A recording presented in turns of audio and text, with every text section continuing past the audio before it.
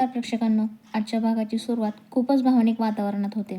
पार्थ नंदिनीशी मन मोकळं करत बोलत असतो. तो म्हणतो की गेले कित्येक दिवस त्याच्या मनात सतत 16 डिसेंबरची रात्रच फिरत होती. त्या रात्रीचा फोटो पाहिल्यावर नेमकं काय होईल? जीवा आणि काव्याच्या नात्यावर पुन्हा संशय निर्माण होईल, हेच त्याच्या विचार सतावत होते त्याला. पार्थ नंदिनीला सांगतो की काल शेवटी तो दिवस आला, ज्या दिवशी जीवा घरी परतला. जीवा खूप भावनिक अवस्थेत होता. तो रडत होता आणि त्रासात देखील होता. त्याचवेळी काव्या त्याच्याजवळ बसून त्याला धीर देत होती. त्याच्या डोक्यावर हात ठेवून त्याचं सांत्वन करत होती.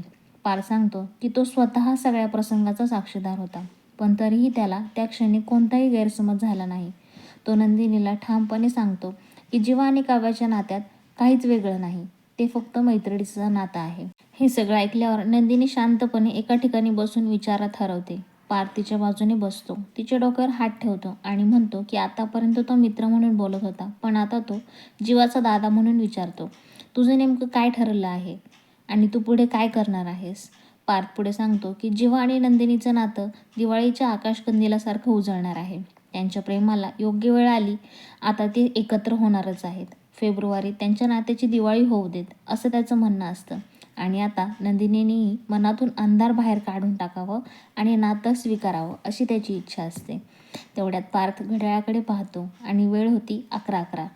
तो म्हणतो की आज तो काव्यासाठी नाही तर जीवानंदिनीसाठी विश करणार आहे.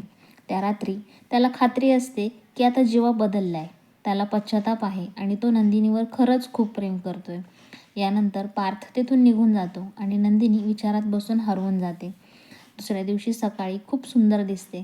काव्या फ्रेश मूडमध्ये उठते आणि तिला वाटतं की बराच वेळ झाला आहे. ती उठून पाहते तर बेडवर तिचा लाडका बोका गॉगल घालून बसलेला असतो. काव्या त्याच्याशी गमतीने बोलते, त्याला मॉर्निंग किस देणार असल्याचं ठरवते.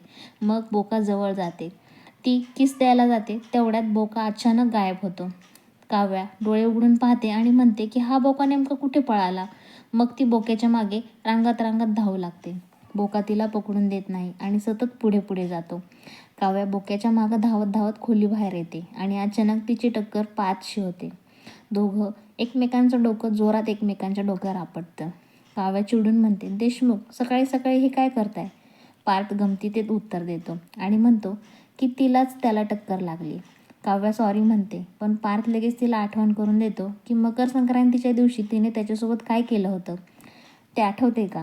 काव्या लाजते आणि म्हणते की तो इतका मोठा आर्किटेक्ट असूनही असं वागतोय. त्यावर पार्थ म्हणतो, तुम्ही करता तर मी का नाही करू शकत? दोघांमधील मजेशीर फ्लर्टिंग सुरू होतं. पार्थ मुद्दाम बोक्याला मॉर्निंग किस मिळणार असं म्हणतो आणि काव्या चिडते.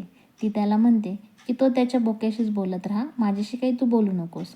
हे सगळं झाल्यावर काव्या तिथून निघून जाते आणि पार्थ तिच्याकडे पाहत तिथेच थांबतो.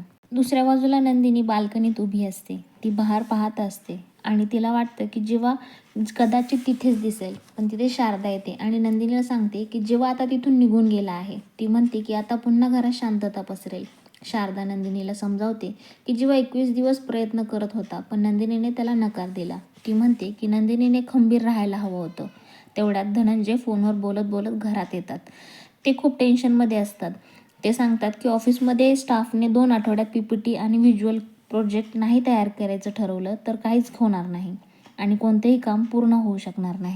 नंदिनी त्यांना पाणी देते आणि शांत करते. ती म्हणते की जर त्याला चालत असेल तर ती तिच्या एका मित्राला सांगून ते PPT तयार करून घेऊ शकते. पण धनंजय लगेच विचारतात, तुझा मित्र म्हणजे कोण? जीवा तर नाही ना? हे ऐकून नंदिनी थोडी शांत होते. दुसरीकडे जीवा जिममधून परत येतो. तो आशाताईला पटकन नाश्ता लावायला सांगतो. पार्थ त्याच्यासाठी उकडलेली अंडी घेऊन येतो आणि त्याला खायला देतो. पण जीवा चिडतो आणि म्हणतो की पार्थ आणि नंदिनी दोघांचेही पॅटर्न सेम आहे. ते सुरुवातीला खूप प्रेम दाखवतात, काळजी घेतात, पण जेव्हा प्रेम व्यक्त करायची वेळ येते तेव्हा ते मागे हटतात.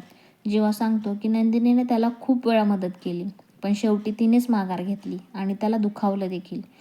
तो पार्थला सांगतो की त्याने हे काव्याच्या बाबतीत असंच केलं असेल. पार्थ मात्र त्याला समजावतो की त्याने काल रात्री सर्व काही पाहिलं आणि त्याला खात्री झाली की जीवा आणि काव्य फक्त मित्र आहेत. पार्थ सांगतो की त्याला समजवल्यावर तो थेट नंदिनीकडे गेला आणि तिला सर्व सांगितलं. जीवा लगेच विचारतो की नंदिनीने काय उत्तर दिलं, ती ठीक आहे का? पार्थ सांगतो की नंदिनी देखील त्याच्यासाठीच तुटलेली आहे. ती लॉनमध्ये एकटीच फिरत होती, स्वतःशीच बोलत होती. पार्थ म्हणतो की नंदिनीची अवस्था पाहून त्याला खूप वाईट वाटलं. तेवढ्यात काव्या तिथे येते आणि पार्थचे शब्द ऐकते. ती विचारते की तिचा फोकस का हलणार आहे. पार्थ गमतीने म्हणतो की त्याच्याच इतकी ताकद आहे की तो तिचा फोकस नक्कीच हलवू शकतो. मग तो काव्याला अंड भरवतो. पार्थ म्हणतो की जर तिने हे अंड खाल्लं तर मी तुला परीक्षेला सोडायला येणार. आणि पार्थ म्हणतो की उद्याच परीक्षा आहे तर आपण आजच जेवण करून दुपारीच निघूयात आणि लवकर वेळ आपल्याला सापडेल.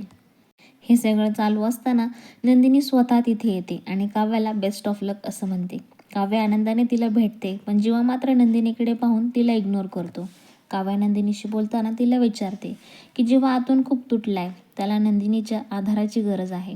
नंदिनी रडत म्हणते की आता ती आली आहे, तीच त्याला सांभाळेल. काव्या नंदिनीला धीर देते आणि म्हणते की त्या देशमुखांच्या सुना आहेत, त्यामुळे देशमुखांच्या मुलांना मनवणं त्यांच्या स्टाईलनेच होणार आहे. शेवटी पार्थ आणि काव्याची पॅकिंग सुरू असते कारण ते निघणार असतात. बॅग पार्थ हा भरतो पण बॅगची चेन लागत नाही. तो काव्याला म्हणतो की तिच्या वजनाने बसेल तर चेन लागेल. काव्या बॅग उघडते आणि त्यात काय आहे हे पाहून तिला जोरदार धक्का बसतो. ती तोंडावर हात ठेवते आणि पार्थ मात्र हसत तोंड दुसरीकडे वळवतो. आता प्रेक्षकांनो, प्रश्न असा आहे की पार्थने बॅगेत असं काय भरलं आहे ज्यामुळे काव्या एवढी शॉक झाली आहे. आजचा भाग इथेच संपला. आता उद्याच्या भागामध्ये आपल्याला समजेल मित्रांनो की काय होतं नेमकं त्या बॅगेमध्ये. तर पुढचा भाग पाहण्यासाठी आपल्या चॅनलला सबस्क्राईब करायला विसरू नका. तुम्ही तुमचा अनमोल वेळ देऊन हा व्हिडिओ पाहिलात त्यासाठी मी तुमची मनापासून आभारी आहे. चला तर मग भेटूयात पुढच्या भागामध्ये.